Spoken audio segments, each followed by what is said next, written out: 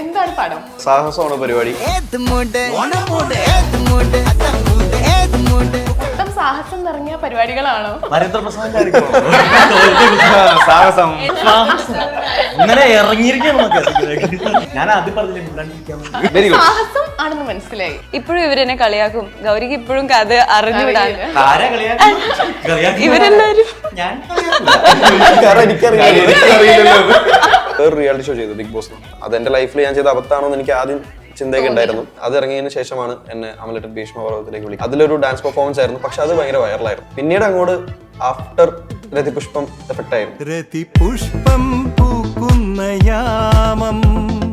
എന്റെ ക്യാരക്ടർ എത്രയോ വലുതോ ചെറുതോ പരിപാടി എന്തോ ആയിക്കോട്ടെ, എവിടെയെങ്കിലും ഒരു പോയിന്റിൽ എന്റെ ക്യാരക്ടർ പെർഫോമൻസ് ചെയ്യാനായിട്ടുള്ള ഒരു ആർക്ക് ഉണ്ടാവണം. ഒരു 2 മിനിറ്റാണ് ഇപ്പോൾ ഒരു സിനിമ ചെയ്യുമ്പോൾ ആ സിനിമയിൽ നമ്മൾ ചെയ്യുന്ന സാധനത്തിന് എന്തെങ്കിലും ഒരു നമ്മുടെ പെർഫോമൻസിൽ ഒരു പീക്ക് ഉണ്ടാവും. അങ്ങനെ കൺസേൺ ആയിട്ടുള്ള ഒരു വ്യക്തിയാണ് ഞാൻ. ഏറ്റവും കൂടുതൽ ഫാൻസ് ഉള്ളത് ജീവ, ഗൗരി, ഞാൻ ബാബുവിനെ പറയുമ്പോൾ കഥ പറയുമ്പോൾ ഞാൻ ആക്ച്വലി ഓക്കെ എന്നൊക്കെ പറഞ്ഞ് ഇങ്ങനെ വെറുതെ കേട്ടിരിക്കുക. കാരണം നമ്മൾ ഒരുപാട് ഓഡീഷൻസിന് പോകുന്നുണ്ട്, ഒരുപാട് പേര് വിളിക്കുന്നുണ്ട്, ഒരുപാട് പേരടുത്ത് അങ്ങനെ ചോദിക്കുന്നുണ്ട്. പക്ഷെ നമുക്ക് പലപ്പോഴും അങ്ങനെ അവസരം കിട്ടിയിട്ടില്ല. പക്ഷെ കിട്ടിയാണെങ്കിൽ എന്റെ അടുത്ത് പിന്നെ കൺഫേം ചെയ്തു. അപ്പൊ പെട്ടു. Make every wedding unforgettable. Joya Lucas, world's favorite jeweler.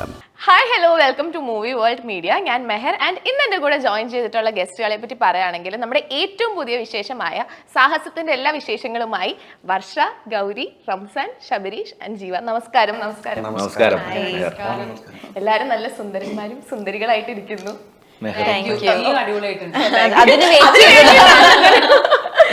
അതാകുമ്പോ അവിടുന്ന് ഒറ്റ ഇത് പറഞ്ഞാൽ എല്ലാരും കയറി. ഇവിടുന്ന് 5 പേര് കോറസായിട്ടാ പറയുന്നത്.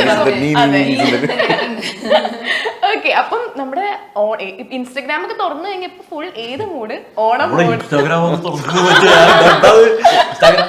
ശരിക്കും പറഞ്ഞാൽ നിങ്ങൾ ആ പാട്ടൊക്കെ ഷൂട്ട് ചെയ്യുന്ന സമയത്ത് ഇത്രയും വൈറലാവും, പാട്ടിന് ഇത്ര ഹൈപ്പ് കിട്ടുമെന്ന് വിചാരിച്ചിട്ടുണ്ടായിരുന്നോ? ഞങ്ങൾ വിചാരിച്ചിട്ടുണ്ടായിരുന്നു. അങ്ങനെയല്ല കേട്ടോ പറഞ്ഞത്. അതായത് പാട്ട് ഇറങ്ങി ഞങ്ങൾ റിഹേഴ്സൽ ഉണ്ടായിരുന്നു ഞങ്ങൾക്ക്. അപ്പൊ റംസാൻ ആണല്ലോ ഇതിന്റെ കൊറിയോഗ്രാഫി അല്ല. അപ്പൊ ആള് ആദ്യമായിട്ട് അന്നാണ് ഞാൻ ആ പാട്ട് കേൾക്കുന്നത്. അപ്പൊ ഞാനും ഗൗരി ഇങ്ങനെ പറയുന്നുണ്ടല്ലോ റംസാൻ. നിങ്ങൾക്ക് തോന്നി ഫസ്റ്റ് കേട്ടപ്പോൾ തോന്നിയില്ലേ ഇത് അടിക്കും, ഇത് എന്താണെങ്കിലും കേറുന്നൊരു സാധനം ഉണ്ടായിരുന്നു. ഏത് മൂഡ് എന്ന് ചോദിക്കുന്നത് വളരെ കാഷ്വൽ ആയിട്ടുള്ള ഇതാണല്ലോ, കാച്ചി ആയിട്ടുള്ള ഇതാണ്. അതുകൊണ്ട് ഹുക്ക് ആയിട്ടുണ്ടെന്നുള്ളത്. പിന്നെ ഇതിന്റെ ലിറിക്സ് റൈറ്റർ വിനായക് ശശികുമാരും റംസാനും ഒന്നിച്ചിട്ടുള്ള ബാക്കി എല്ലാ പാട്ടുകളും വമ്പൻ ഹിറ്റാണ്. ആദരാഞ്ജലി കൊറിയോഗ്രാഫീസ് ഒക്കെ ഭയങ്കര ഹിറ്റ് ആണല്ലേ. ഇനിയിപ്പോ ഏത് മൂഡും ഹിറ്റായി. ഇനിയിപ്പോ അടുത്ത പടത്തിൽ. ഓക്കെ, അപ്പം സാഹസം എന്നാണ് നമ്മുടെ മൂവിയുടെ പേര്. മൊത്തം സാഹസം നിറഞ്ഞ പരിപാടികളാണോ? എല്ലാം ഞാൻ ഇങ്ങനെ സംസാരിക്കും.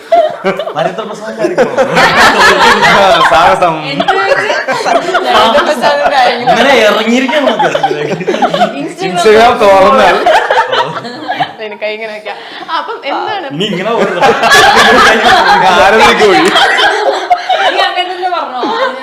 എന്താണ് ഇപ്പൊ പടത്തിന്റെ?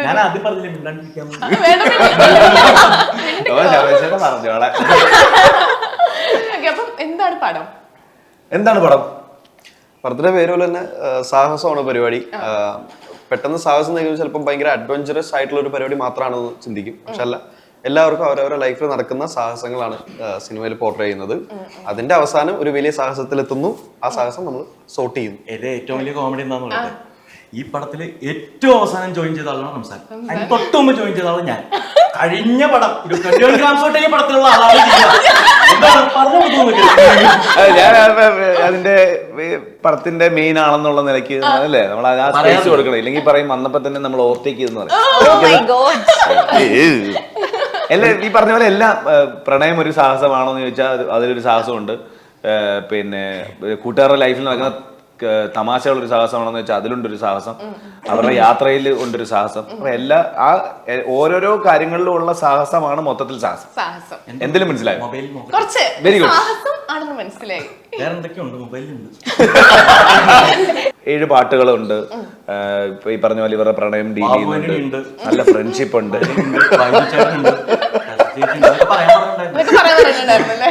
അല്ല, ഈ ഒരു മൂവി നിങ്ങൾക്ക് ഓരോരുത്തർക്കും സ്പെഷ്യൽ ആവാനുള്ള ഒരു കാരണം ഉണ്ടാവും.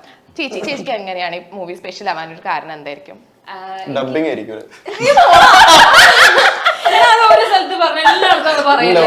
അയ്യോ അത് നമ്മളെ അറിയാവുന്നതിൽ അവര് എന്താന്ന് വിചാരിച്ച് പോയിക്കോളും. അവളൊന്ന് പറഞ്ഞോട്ടെ. എന്തായാലും ഡബ്ബിങ്ങിൽ സംഭവിച്ചു പറഞ്ഞു. ഒന്നും സംഭവിച്ചില്ല. അതല്ല പറയുന്നത്.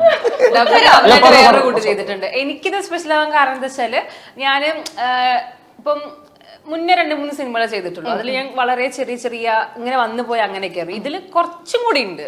അപ്പം നമുക്ക് കുറച്ചും കൂടി എന്താ പറയാ സ്പേസ് ഉണ്ടാവുമ്പോൾ സന്തോഷമാണല്ലോ.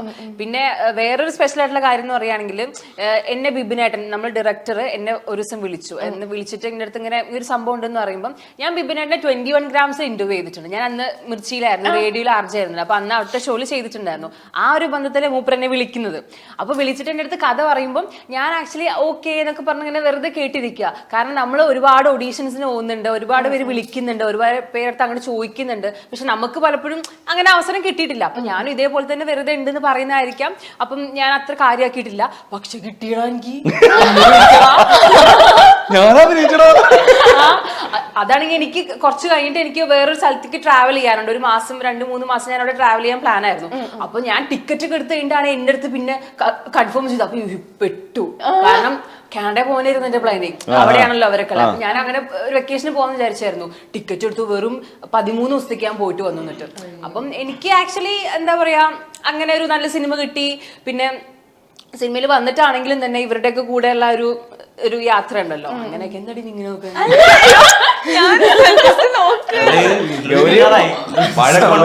സ്പേസ് അത് അതെ അതെ എന്തുണ്ടെങ്കിൽ തന്നെ വഴക്കുണ്ടാക്കി തന്ന സ്പേസ്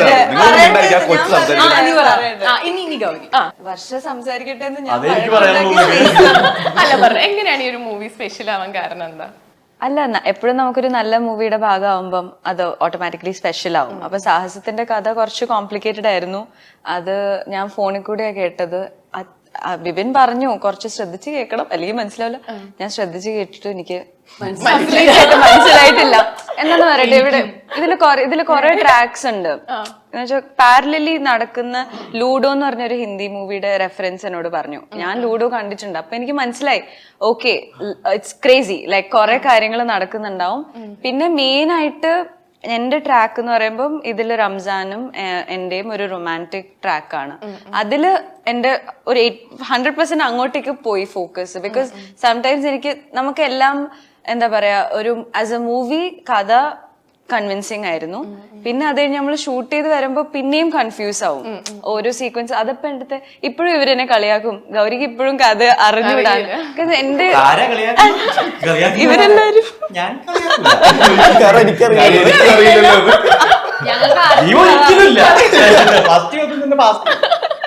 മൊത്തത്തിൽ കഥ എനിക്ക് ഇഷ്ടമായി എന്നൊരു ഓർമ്മ ഉണ്ടായിരുന്നു കേട്ടപ്പോ. പിന്നെ അത് ഡീറ്റെയിൽ ആയിട്ട് പോകുന്നേക്കാളും നമ്മുടെ പരിപാടിയിൽ ഫോക്കസ് ചെയ്ത് എനിക്ക് എന്താ ഉള്ളതെന്ന് വെച്ചാൽ അതിൽ കംപ്ലീറ്റ്ലി നമ്മൾ ഇൻവോൾവ് ആയിട്ട് ചെയ്യുക. ബാക്കി ട്രസ്റ്റ് ദ പ്രോസസ് എന്നുള്ളൊരു, ബിക്കോസ് വി ഓൾ ഇതിലെ കാസ്റ്റ് വളരെ ടാലന്റഡ് ആയിട്ടുള്ളൊരു ബഞ്ച് ഓഫ് പീപ്പിൾ ആണ്. പിന്നെ നല്ല ടെക്നിക്കൽ ക്രൂ ആയിരുന്നു. ക്യാമറ, മ്യൂസിക് അടിപൊളി. ഇപ്പൊ ഓണമോടും ഞങ്ങളുടെ സെക്കൻഡ് സോങ് സന്തത സഖിയും ഭയങ്കര ഹിറ്റ് ആയിക്കൊണ്ടിരിക്കുക. അപ്പോ ടെക്നിക്കലി ഒരു ഡൗട്ടും ഇല്ലായിരുന്നു. വിഷ്വലി സൂപ്പർബ് ആയിരിക്കും. തിയേറ്റർ വാച്ചിന് എനിക്ക് കഥ കേട്ടപ്പോ തന്നെ എനിക്ക് വിഷ്വലൈസ് ചെയ്യാൻ പറ്റി. അപ്പൊ പിന്നെ കൂടുതൽ നമ്മൾ ഈ നുവാൻസസിലോട്ട് അങ്ങനെ ചോദിക്കണ്ട, നല്ലൊരു പടമായിരിക്കും, നമുക്ക് കൂടെ നിൽക്കാം, അങ്ങനത്തെ ഒരു പെർസ്പെക്റ്റീവില് ഞാൻ സൈൻ ചെയ്തൊരു പ്രോജക്റ്റ്. ഓക്കെ റംസാൻ, ഇതിൽ എന്റെ ക്യാരക്ടറിന്റെ പേര് ജീവൻ എന്നാണ്. അപ്പോ അതുകൊണ്ടാണ് ഞാൻ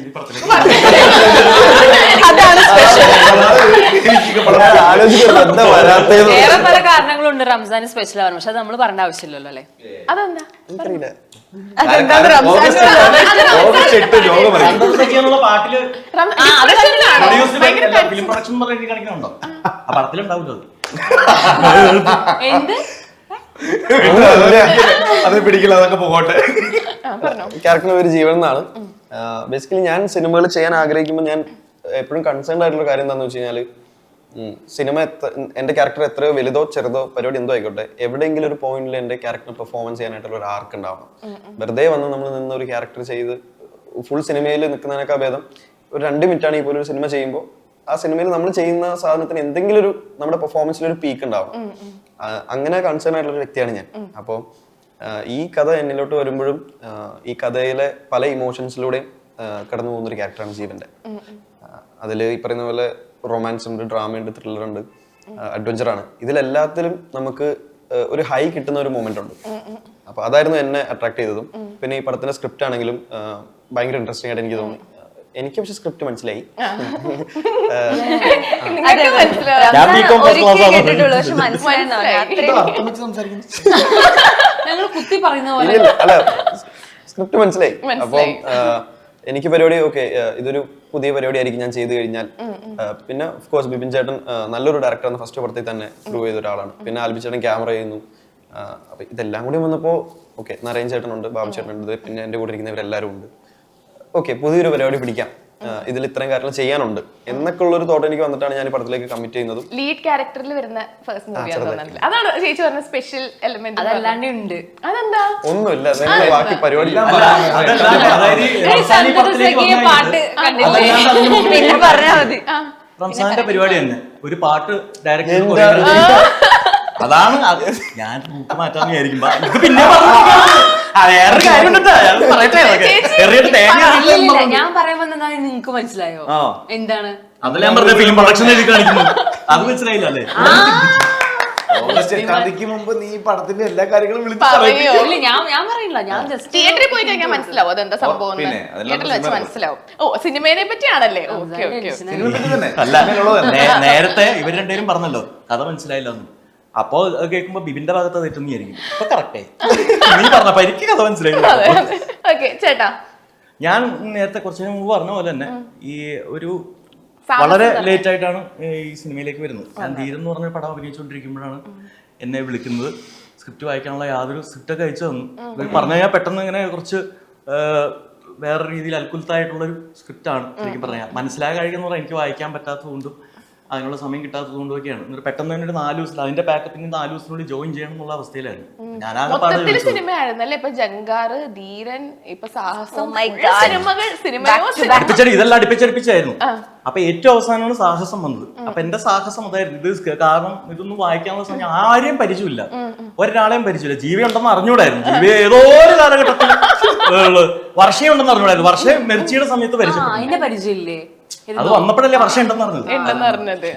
ഞങ്ങളതിനും ഒരു തവണ ജസ്റ്റ് കണ്ടു, ജസ്റ്റ് ലൈവ് ആയത്രേ ഉള്ളൂ. പിന്നെ ഗൗരിയും റംസാനും ഞാൻ ഇത് സിനിമയിൽ മാത്രം കണ്ടിട്ടുള്ളൂ, നേരിട്ട് പരിചയമില്ല രണ്ടുപേരും.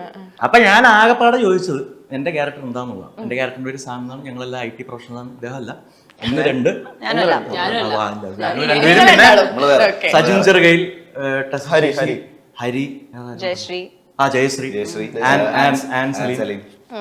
അപ്പോൾ ഞങ്ങൾ നടക്കുന്നത്. അപ്പൊ എന്റെ ക്യാരക്ടർ കുറച്ച് ഹ്യൂമറുമായി ബന്ധപ്പെട്ട് ഉള്ളൊരു ക്യാരക്ടറായിരുന്നു. രസമായിരുന്നു ആ ക്യാരക്ടറൈസേഷൻ എന്നുള്ളതുകൊണ്ട് അത് മാത്രം മനസ്സിലാക്കിയുള്ളൂ. പിന്നെ ഈ പടം സ്പെഷ്യൽ ആയത് എങ്ങനെയാണെന്ന് വെച്ച് കഴിഞ്ഞാൽ ഇവിടെ വന്നതിന് ശേഷം ആരെയും പരിചയമില്ല എന്നുള്ളത്. ഇവരാണ് സ്പെഷ്യലാക്കി ഈ പടത്തില്. നിങ്ങൾ അതായത് നിങ്ങളൊക്കെ. ഓക്കെ, ഞാൻ നേരത്തെ ചോദിച്ചാൽ പറഞ്ഞില്ല, റംസാനെ ഫസ്റ്റ് കണ്ടപ്പോ എന്താ വിചാരിച്ചേ? ഇവരെന്താ ഇവിടെ പരിപാടി കാണുന്ന പോലെ ഗൗരിയെ കണ്ടപ്പോ ഫസ്റ്റ് ഇപ്പോഴും ഗൗരി എന്ന് വെച്ചാൽ ഓക്കെ 96 ഗൗരിക്ക് ഒരുപാട് പേര്. പക്ഷെ ഗൗരിയെ ഞാൻ കണ്ടപ്പോ എന്റെ മനസ്സിൽ മറ്റേ മുല്ലേ മുല്ലേ ആ പാട്ടാണ് മനസ്സിലാവുന്നത്. കാരണം എനിക്ക് ഭയങ്കര ഇഷ്ടമുള്ള ഒരു പാട്ടാണ്. ഞാനത് കുറെ പ്രാവശ്യം കണ്ടിട്ടുണ്ട്. അതുപോലെ ഒരു സെക്കൻഡ് സോങ് ആവട്ടെ സന്തത സഖിയെ, അതാവാനുള്ള എല്ലാ പൊട്ടൻഷ്യൽ. അതെ, ഹരിശങ്കർ ചേട്ടനോട് ഞാൻ മെസ്സേജ് ചെയ്തപ്പോ ചേട്ടനും അതന്നെ പറഞ്ഞേ. സെക്കൻഡ് ടൈം കാമിനി കഴിഞ്ഞൊരു ഹിറ്റിനല്ല എല്ലാ ഒരു ഇതുണ്ട്. നിങ്ങൾക്ക് എന്തൊരു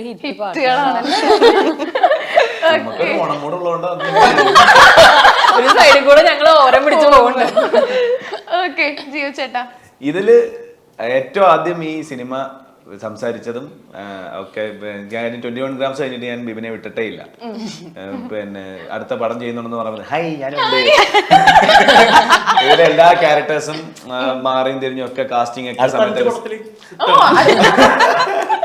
എഴുതി വായിച്ച് എല്ലാ ക്യാരക്ടേഴ്സും മാറി ഓരോരോ ആക്ടേഴ്സിലേക്ക് പോകുന്നതും ഒക്കെ ഞാൻ കണ്ടോണ്ടിരിക്കുന്നുണ്ട്. അതില് റോണി എന്ന് പറഞ്ഞ റോണി എന്നുള്ള ക്യാരക്ടർ അപ്പൊ എന്നോട് ഇതിൽ റോണി എന്നുള്ള ഒരു ക്യാരക്ടർ ആയിരിക്കും. കാണുന്ന അങ്ങനെ തോന്നും, ഒരു പാവം. അപ്പം ഇവരെല്ലാരും അതിനുശേഷം വരുന്ന. അപ്പം ലാസ്റ്റ് കറങ്ങി തിരിച്ചപ്പോൾ ഒരുപാട് കാസ്റ്റുകൾ ആദ്യത്തെ ഒരു വലിയ സ്കെയിലിൽ നമ്മൾ സംസാരിച്ചു. അപ്പോൾ അതിന് കുറേ സമയം എടുക്കുമെന്ന് പറഞ്ഞപ്പോൾ പിന്നെ അടുത്ത ഘട്ട സംസാരങ്ങളൊക്കെ ആയി.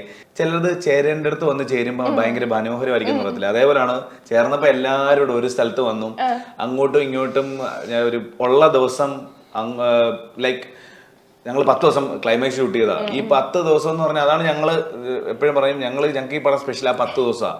ഞാൻ ഇവരെന്ന് പറഞ്ഞതില് ഇവര് മാത്രമല്ല വരുന്നത്, ഹരിയുണ്ട്, കാർത്തിക് ഉണ്ട്, സജിൻ ഉണ്ട്, അങ്ങനെ ഞാൻ ഒരു പരിചയക്കാരും ഇല്ലല്ലോ എന്ന് പറഞ്ഞു വന്ന ഒരു പടത്തിൽ ഒരു ലൈഫ് ടൈം ആയിട്ട് പരിചയക്കാരെ കിട്ടിയ ഒരു പടമായിരുന്നു.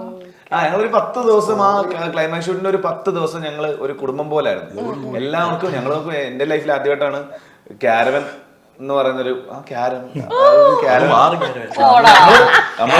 നമ്മളൊരു വളവ് തിരിഞ്ഞു വരുമ്പം ഒരു റബ്ബറും കാട്ടില് 5-8 ക്യാരൻ. ഇതിൽ ഏതാ ഇപ്പൊ എന്റെ ഞങ്ങള് പോയി 8ാമത്തെ കയറി.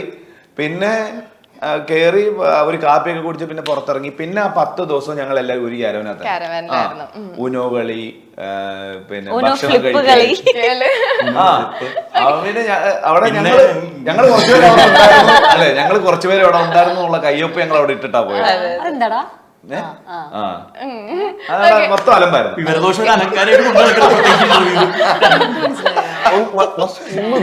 മനസ്സിലായില്ലെങ്കിലും ഞാനങ്ങ് കേൾക്കും. പ്രമോഷനും ഷൂട്ടൊക്കെ കാരണമാണ് ചേട്ടൻ ബാലി പോവാണ്ടിരുന്നേ. അതെ, അതുകൊണ്ടല്ല ആ പറഞ്ഞ സോളോ പ്ലാൻ ചെയ്ത് ഒഴിവാക്കി. എല്ലാ ദിവസവും കണ്ടോണ്ടിരിക്കല്ലേ, ഞാൻ രക്ഷപ്പെട്ടു 10 ദിവസം പോകും. ഞാൻ പറയും യെസ് ബാച്ചലർ ലൈഫ് എൻജോയ് എന്ന് പറഞ്ഞപ്പോഴാണ് കറക്റ്റ് ആയിട്ട് ആ 12 ദിവസം പ്രൊമോഷൻസ് ഷൂട്ടായിട്ട് പോയി. സന്തോഷമായി. രാഗിട്ടാന്ന് തോന്നുന്നു പോയത്. ഞാൻ പറഞ്ഞ ഐലൻഡിൽ പോയിട്ടില്ല. ഇല്ല, നല്ല ഐലൻഡ്. ശബരി ചേട്ടൻ ശരിക്കും നമ്മൾ തമ്മിലൊരു കോമൺ എലമെന്റ് ഉണ്ട്. ചേട്ടൻ MES ലല്ലേ പഠിച്ചേ? ഞാൻ MES മാർബിൾ. ഞാനിപ്പോ കുറച്ചാൾ മുന്നേ പാസ് ഔട്ട് ആയിട്ടുള്ളൂ. കുറച്ച് നാളല്ല, 2-3 വർഷം. ചേട്ടൻ വരുന്നുണ്ടാ?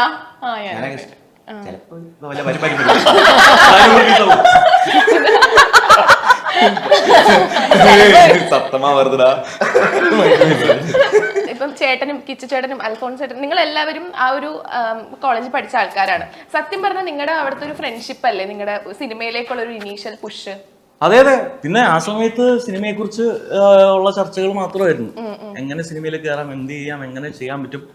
പഠിച്ചു കഴിഞ്ഞപ്പോൾ അൽഫോൺസ് ഞങ്ങൾ ഒരു വർഷം സീനിയർ ആയിരുന്നു. അപ്പൊ അവൻ ആദ്യം പഠിച്ചിറങ്ങി. ഞങ്ങൾ ഫൈനൽ ഇയർ ആയി കഴിഞ്ഞപ്പോഴത്തേക്കും അവൻ വന്നിട്ട് നമുക്കൊരു ഷോർട്ട് ഫിലിം ചെയ്യാം, നമുക്കൊരു ഇതെന്ന് പറഞ്ഞിട്ട് അങ്ങനെ ഒരു ഷോർട്ട് ഫിലിം പ്ലാൻ ചെയ്യാം. അത് തീർക്കാൻ പറ്റിയില്ല. അപ്പൊ ഇന്ന് അത് കഴിഞ്ഞിട്ട് സിനിമ എന്തെങ്കിലും ചെയ്യണം, എങ്ങനെയാണ് ചെയ്യുക, നമുക്ക് പൂനെ ഫിലിം ഇൻസ്റ്റിറ്റ്യൂട്ടിലേക്ക് അപ്ലൈ ചെയ്താലോ എന്ന് പറഞ്ഞിട്ട് ഞാനും അൽഫോൺസും തിരുവനന്തപുരത്ത് പോയി അതിന്റെ എൻട്രൻസ് എഴുതി. കിട്ടിയില്ല. പിന്നെ അടയാർ ഫിലിം ഇൻസ്റ്റിറ്റ്യൂട്ടിലേക്ക് ട്രൈ ചെയ്തു. അവിടെ എന്തായാലും കിട്ടിയില്ല.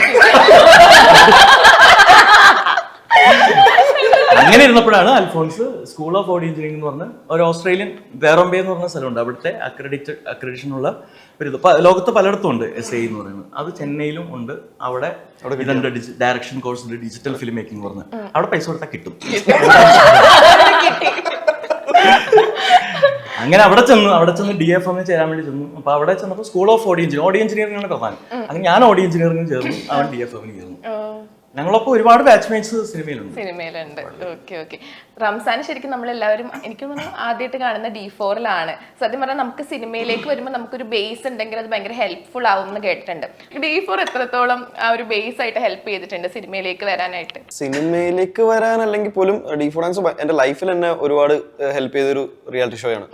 കാരണം അതിന് മുന്നേ ഞാൻ 2 റിയാലിറ്റി ഷോയിൽ തോറ്റ് തുന്നം വഴി കുറച്ചാള് ഇനി റിയാലിറ്റി ഷോ ഒന്നും ചെയ്യേണ്ടെന്നൊക്കെ വിചാരിച്ചിരിക്കുമ്പോഴാണ് D4 ഡാൻസ് വരുന്നത്. അങ്ങനെ അത് ചെയ്തു. മറ്റ് റിയാലിറ്റി ഷോസിനൊക്കെ കൂടുതലും എഫേർട്ടും ടൈമും എല്ലാം അതിനുവേണ്ടി ഞാൻ കൊടുത്തു. ആൻഡ് അതിന്റെ വിന്നറായി കഴിഞ്ഞ ശേഷമാണ് കൂടുതലും സ്റ്റേജ് ഷോസും കൊറിയോഗ്രാഫീസും സിനിമയിലുള്ള കൊറിയോഗ്രാഫിയും കാര്യങ്ങളൊക്കെ വന്നു തുടങ്ങിയത്. സോ അങ്ങനെ എനിക്ക് സിനിമയായിട്ട് പിന്നെ ഒരു കണക്ഷൻ കിട്ടിയത്. പണ്ട് ചൈൽഡ് ആർട്ടിസ്റ്റ് ഒക്കെ ആയിട്ട് ഞാൻ ചെയ്തിട്ടുണ്ട്. പക്ഷെ അതിനുശേഷം ഞാൻ പട്ടണത്തിൽ ഭൂതം അതായിരുന്നു ഫസ്റ്റ് പടം. ആ ഒരു ബ്രേക്കിന് ശേഷം പിന്നെ D4 ഡാൻസ് കഴിഞ്ഞു. D4 ഡാൻസിലൂടെ കൊറിയോഗ്രാഫീസ് കിട്ടി തുടങ്ങി.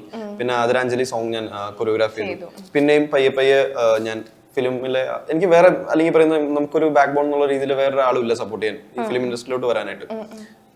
സ്വയം മറ്റുള്ളവരായിട്ട് ഓഡിഷൻസിന് പോകുന്നു, പരിപാടി, അങ്ങനെയുള്ള ഇത് മാത്രമേ ഉണ്ടായിരുന്നുള്ളൂ. ആൻഡ് ഞാൻ വേറൊരു റിയാലിറ്റി ഷോ ചെയ്തു, ബിഗ് ബോസ് എന്ന് പറഞ്ഞു. അപ്പം അതെന്റെ ലൈഫിൽ ഞാൻ ചെയ്ത അബദ്ധമാണോ എന്ന് എനിക്ക് ആദ്യം ചിന്തയൊക്കെ ഉണ്ടായിരുന്നു. പക്ഷെ ഞാൻ അത് ഇറങ്ങിയതിന് ശേഷമാണ് എന്നെ അമലേട്ടൻ ഭീഷ്മപർവ്വതത്തിലേക്ക് വിളിക്കുന്നത്. അതിലൊരു ഡാൻസ് പെർഫോമൻസ് ആയിരുന്നു, പക്ഷെ അത് ഭയങ്കര വൈറലായിരുന്നു.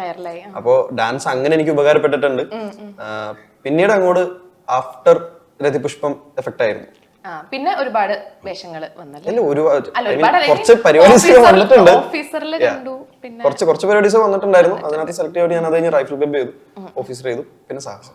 സത്യം പറഞ്ഞ ബിഗ് ബോസിൽ പോയി കഴിഞ്ഞാൽ സിനിമയിലേക്കുള്ള ചാൻസ് കുറയും എന്നൊക്കെ കേട്ടിട്ടുണ്ട്. അങ്ങനെ തോന്നിയിട്ടില്ലല്ലോ? എനിക്ക് തോന്നിയിട്ടില്ല. അത് നമ്മളെങ്ങനെ അല്ല, അങ്ങനെയല്ല. അത് ഓരോരുത്തരും ബിഗ് ബോസ് കഴിഞ്ഞ് ഇറങ്ങുമ്പോൾ അവരെങ്ങനെ ആ ട്രാക്ക് മുന്നോട്ട് കൊണ്ടുപോകുന്നു അനുസരിച്ച്.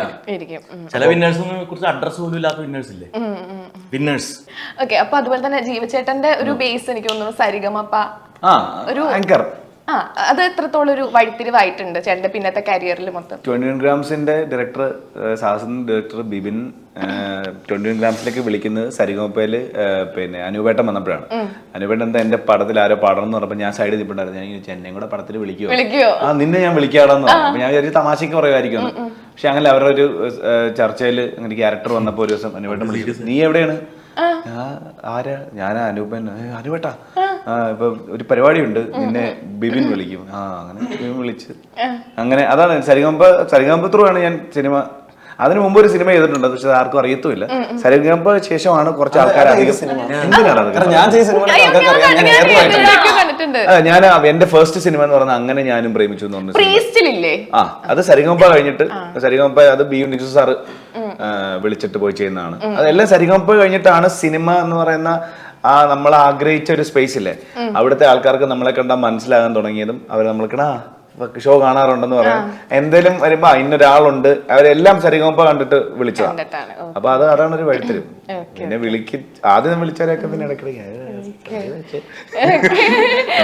വർഷ ചേച്ചിയുടെ ഒരുപാട് വീഡിയോസ് നമ്മൾ കാണാറുണ്ട്, ഒരുപാട് റിലേറ്റബിൾ കോണ്ടന്റ്സ്. സത്യം പറഞ്ഞ ഈ അമ്മമാരുടെ കണ്ടന്റ് ഒക്കെ ഇല്ലേ, അമ്മമാര്, പക്ഷെ അതൊക്കെ എനിക്ക് ഭയങ്കര ഇഷ്ടമാണ്. അപ്പൊ ഇതിനൊക്കെ സത്യം പറഞ്ഞാൽ നമ്മൾ കാണുന്നത് ഭയങ്കര ഈസി ആയിട്ട് തോന്നുമെങ്കിലും ശരിക്കും അതിന്റെ പിന്നിൽ ഒരുപാട് ഹാർഡ് വർക്കും എഫേർട്സ് ഒക്കെ ഇല്ലേ? ഇല്ലേ? അല്ലെങ്കിലും അതായത് ഞാൻ ഇപ്പൊ എന്റെ കണ്ടന്റ് ക്രിയേഷൻ പറയുകയാണെന്നുണ്ടെങ്കിൽ ഞാനിങ്ങനെ കുറെ നേരം ഇരുന്ന് സ്ക്രിപ്റ്റ് ചെയ്തിട്ടോ അല്ലെങ്കിൽ ആലോചിച്ചിട്ടൊന്നല്ല ഉണ്ടാക്കുന്നത്. പെട്ടെന്ന് നമുക്ക് എന്തെങ്കിലും വന്നു കഴിഞ്ഞാല് അത് അങ്ങനെ ചെയ്യാന്നുള്ളൂ. അത് ഭയങ്കര എഫേർട്ട് ഒന്നും ഇല്ല. ഞാൻ ചിലപ്പോ കുറച്ചും കൂടി എഫേർട്ട് എടുത്ത് ചെയ്താൽ കുറച്ചും കൂടി രക്ഷപ്പെടുമായിരിക്കും. കോണ്ടന്റ് എല്ലാം അങ്ങനത്തെ അല്ലേ. അപ്പൊ നമുക്ക് ഇന്നയാള് പിന്നെ നമ്മുടെ വീട്ടിലൊക്കെ നടക്കുന്ന ഓരോ കാര്യം വീട്ടിൽ അങ്ങനത്തെ. പക്ഷെ വർഷയ്ക്ക് പറഞ്ഞ ജുജുബി ഉദ്ദേശിച്ചത് അയ്യോടാ അമ്മേ. അല്ല, വർഷയ്ക്ക് അത്ര ഈസി ആയിട്ട് ഇത് വരുന്നത് തന്നെ ആലോചനയിൽ അങ്ങനെ വരുന്നുണ്ടല്ലോ, അത് അപ്പൊ തന്നെ വീഡിയോ എടുക്കാൻ പറ്റുന്നുണ്ടല്ലോ. അതുകൊണ്ടാണ് അത് ചിലർക്ക് നാച്ചുറലി വരുന്നുണ്ടാവുന്ന എഫേർട്ട് അല്ല തോന്നുന്നത്. പിന്നെ എല്ലാവരും ചോദിക്കും സ്ക്രിപ്റ്റ് എഴുതിയിട്ടാണോ? അങ്ങനെ തോന്നുന്ന കുറച്ച് കാര്യങ്ങൾ പറയാം, അത് ഞാൻ തന്നെ എഡിറ്റ് ചെയ്യുന്നത്. ഞങ്ങൾ ഇത്രയും പേര് പറഞ്ഞത് ഹാർഡ് വർക്ക് ഉണ്ട് വർഷയ്ക്ക്. അല്ല, പക്ഷെ പണിയെടുക്കുന്ന സാധനങ്ങൾ ഉണ്ടാവാറുണ്ട്, പക്ഷെ അതിന് അത്ര അത് സോഷ്യൽ മീഡിയയുടെ ഒരു അധ്യായമാണ്, ഒരു എത്തും പിടിക്കാത്തൊരു അധ്യായം. ചില നല്ല എഫേർട്ട് ഇടുന്ന വീഡിയോസിന് റീച്ച് കാണത്തില്ല. ചുമ്മാ തന്നെ അറിയാൻ പറ്റുമല്ലോ. മെറിന്റെ വ്ലോഗ്സ്, പക്ഷെ എനിക്ക് നിന്നെ അറിയാം, പേര് അങ്ങോട്ടും ഇങ്ങോട്ടും മാറിയാലും അത്രേ ഉള്ളൂ. പേര് മെഹർ. മെഹർ നല്ല പേര്. എന്റെ ഫ്രണ്ടിന്റെ, അതായത് സിജു വിൽസന്റെ മകളുടെ പേര് മെഹർ. ചേച്ചി സിനിമ അല്ലാണ്ട് വേറെ എന്തൊക്കെയാണ് ഇഷ്ടമുള്ളത്? സിനിമ അല്ലാണ്ട് പണ്ട് കുറെ പുസ്തകങ്ങൾ വായിക്കായിരുന്നു, ഇപ്പൊ അത് കുറഞ്ഞു. പക്ഷെ എനിക്ക് കുറഞ്ഞത് വെച്ചാൽ ഈ ഫോൺ എന്ന് പറഞ്ഞൊരു സംഭവം കൊണ്ട് തന്നെയാണ്. പക്ഷെ എനിക്ക് തോന്നുന്നു ഞാൻ ലിറ്ററേച്ചർ ആയിരുന്നു എന്റെ വൺ ഓഫ് ദ മേജർ. അപ്പൊ എപ്പോഴും വേർഡ്സിനോട് അല്ലെങ്കിൽ വാക്കുകളോട് ഒരു ഇഷ്ടമുണ്ട്. സ്ക്രീൻ പ്ലേ റൈറ്റിംഗിലോട്ട് ഇൻട്രസ്റ്റ് ഉണ്ട്. അതല്ലാതെ എനിക്ക് ഇപ്പൊ ഈയിടെയായിട്ട് 3-4 വർഷമായിട്ട് ബാഡ്മിന്റൺ, പിക്കിൾ ബോൾ അതൊരു പുതിയ സ്പോർട്ടാണ്, അറിയുമെന്ന് കന്നഡ. ബാഡ്മിന്റണും പിക്കിൾ ബോളും റെഗുലർലി കളിച്ചുകൊണ്ടിരുന്നതാണ് ചെന്നൈയില്. അത് ഇവിടെയും ഒരു ഗ്രൂപ്പ് നമുക്ക് സെറ്റ് ചെയ്ത് നമുക്ക് കൂടെ ഗെയിം കളിക്കുകയാണെങ്കിൽ നല്ല. പിന്നെ അതൊരു സാഹസമായിരിക്കും. പിക്കിൾ ബോളും ബാഡ്മിന്റൺ പോലെ തന്നെ നമ്മൾ ഇത്രയും പേരുള്ള സ്ഥിതിക്ക് ക്രിക്കറ്റ് ഒക്കെ ആക്കണല്ലേ. അതിന് എനിക്ക് ക്രിക്കറ്റ് അറിഞ്ഞൂടാ. നമുക്ക് പിക്കിൾ ബോൾ, ബാഡ്മിന്റൺ മതി. അത് നമുക്ക് പിന്നെ പ്ലാനിങ്. പിന്നെ അതൊക്കെയാണ്. പിന്നെ എനിക്ക് തോന്നുന്നു ഈ സിനിമയുടെ അപ്പൊ ഞാനും ഒരു ആക്സിഡന്റൽ ആക്ടറാണ്. ഒരിക്കലും വിചാരിച്ചില്ല 96 പോലത്തെ ഒരു സിനിമ അങ്ങനെ പെട്ടെന്നൊന്നൊരു ഓഡിഷൻ അങ്ങനെ വന്നു. അതുകൊണ്ട് എനിക്ക് സിനിമയിലോടുള്ള ഒരു അഡിക്ഷൻ അല്ലെങ്കിൽ ഒരു പാഷൻ അത് കഴിഞ്ഞിട്ടാണ് വന്നത്. ഇപ്പൊ ഒരു ഒബ്സഷനായി മാറി. പക്ഷെ പണ്ട് തൊട്ടേ ഒരു ആഗ്രഹം എന്ന് പറയുമ്പോൾ സിനിമ കാണാൻ ഇഷ്ടമായിരുന്നു, അതല്ലാതെ. സോ അതാണ് മെയിൻ ഇപ്പൊ. ഓക്കെ ഓക്കെ, ഞാൻ കുറച്ച് ടാഗ്സ് പറയും, ചെറിയ സെഗ്മെന്റ് ആണ്. അപ്പൊ ഈ ടാഗ് നിങ്ങളിൽ ആർക്കാണ് സ്യൂട്ട് ആവണത് നിങ്ങൾ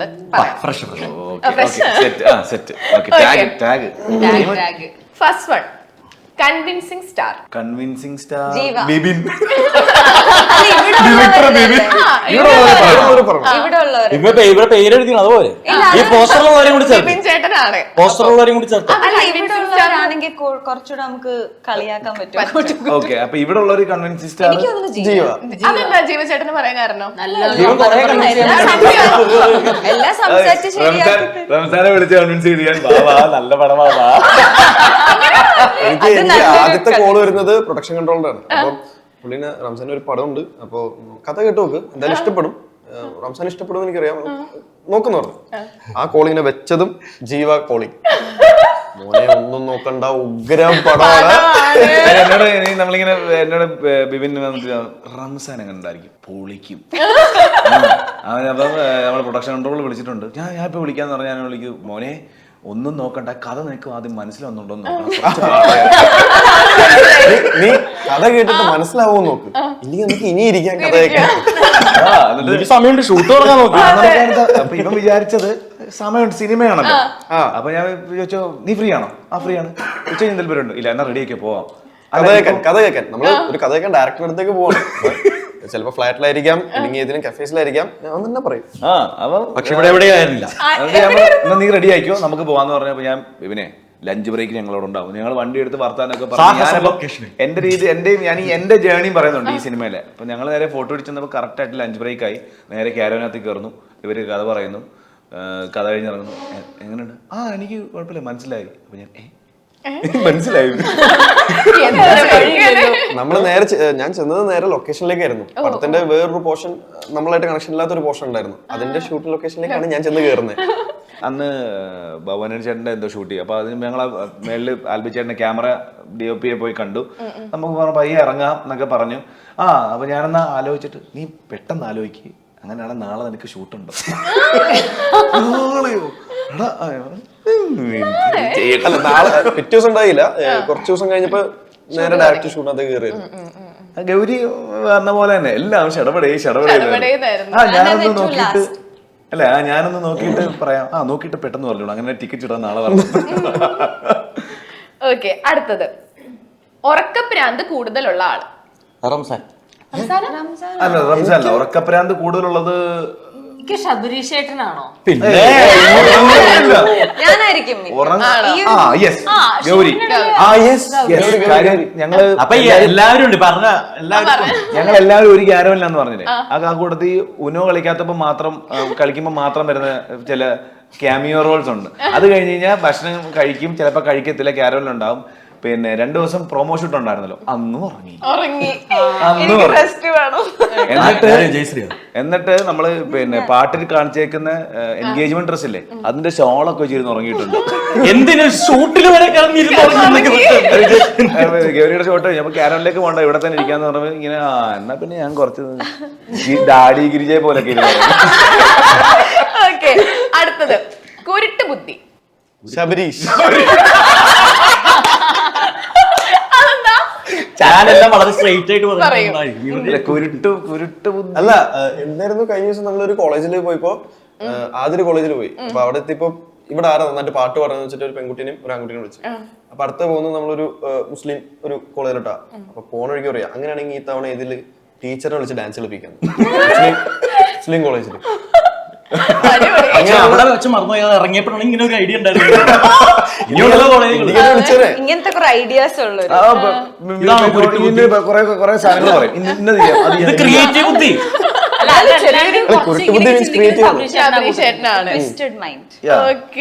അടുത്തത് ഏറ്റവും കൂടുതൽ ഫാൻസ് ഉള്ളത്. ജീവ.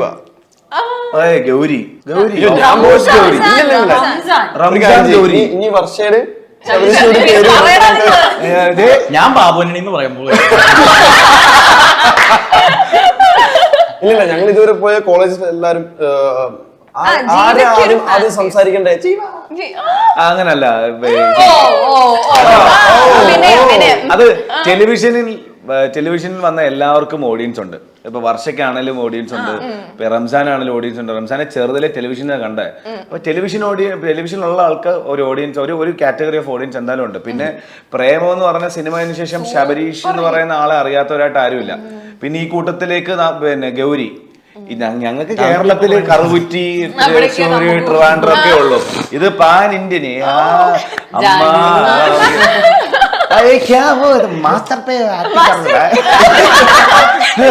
മാസ്റ്റർ ആക്ടർ അങ്ങനെ ഹിന്ദി പാൻ ഇന്ത്യൻ ടീച്ചർ ആൾക്കാരൊക്കെ ഇരിക്കുന്നത് നമ്മള് അടുത്തത് സെൻസിറ്റീവ് ഗൗരി ആണെങ്കിലേ ഉള്ളൂ. ചിലപ്പോ പണങ്ങിക്കളയും. പകുതി ഉറക്കമായിരിക്കും. എനിക്ക് തോന്നുന്നു എനിക്ക് ക്യാച്ചപ്പ് ചെയ്യാൻ പറ്റില്ല ചിലപ്പോ ഇവരുടെ എനർജിയും. അപ്പൊ ഞാനിങ്ങനെ ഇപ്പൊ ഇരിക്കുന്ന പോലെ കുറച്ച് ക്വയറ്റ് ആയിരിക്കും. അപ്പൊ അവരുടെ വിചാരം ഞാനിങ്ങനെ ഇണങ്ങിയിരിക്കുക. അതല്ല തമാശക്ക് വെച്ചോട്ടോ. സെഗ്മെന്റ് കഴിഞ്ഞു. എനിക്കൊന്നും കിട്ടിയില്ല.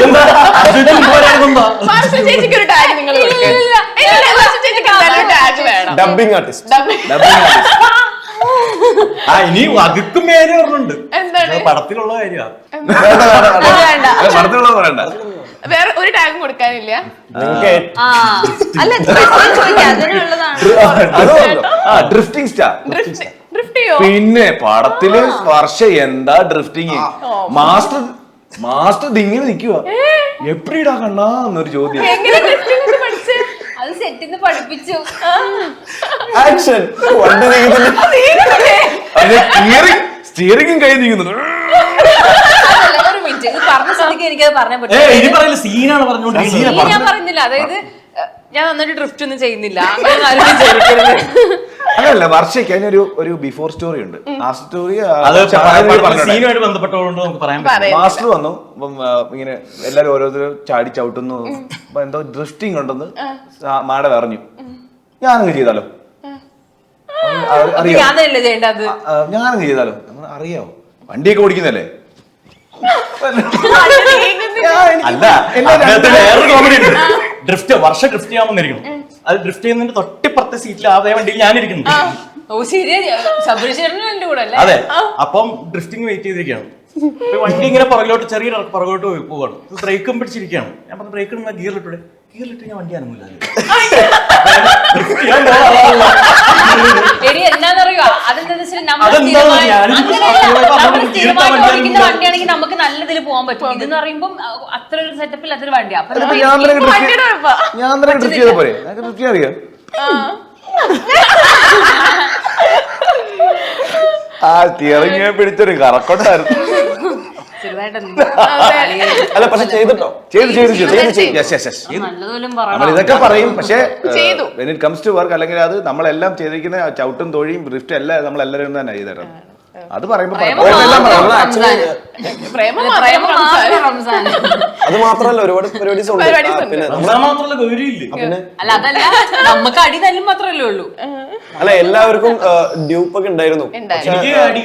ഡ്യൂപ്പ് എല്ലാവരും ഫുൾ ടൈം റെസ്റ്റ് ആയിരുന്നു. ചായ കുടിച്ച് എല്ലാവരും ചില്ലായിട്ടിരിക്കുന്നു. കാരണം നമ്മൾ തന്നെ പണിയെടുക്കാം എന്ന് പറഞ്ഞിട്ടുള്ള ഒരു എല്ലാവർക്കും ഒരേ എഫേർട്ട് ഇട്ടിട്ടാണ് പരിപാടിയൊക്കെ ചെയ്തിരിക്കുന്നത്. കാരണം നമ്മളെല്ലാരും അവിടെ തന്നെ നിപ്പുണ്ട്. എല്ലാരും ആ സ്ഥലത്തുണ്ട്. എല്ലാവരുടെ വർത്താനൊക്കെ പറഞ്ഞ് അങ്ങ് ചെയ്യാം. 2-3 തവണ പ്രാക്ടീസ് ചെയ്യണമെന്നല്ലേ ഉള്ളൂ. ചെയ്യാം. രാത്രി 1:30-ക്കും 2 മണിക്കും കേട്ടോ ഇത്. സാഹസത്തിൽ ഒരു സീൻ ഉണ്ടാവില്ല, നിങ്ങൾ എല്ലാരും ഭയങ്കര വെയിറ്റ് ചെയ്തിരിക്കുന്ന സീൻ. ആ സീൻ ഏതാണ്? ഉണ്ട്. ഞാൻ വീട്ടിലിരിക്കുന്ന സീനുണ്ട്. അത് എനിക്ക് എന്റെ ഫേവറേറ്റ് ആക്ടറിന്റെ സീനാണ്.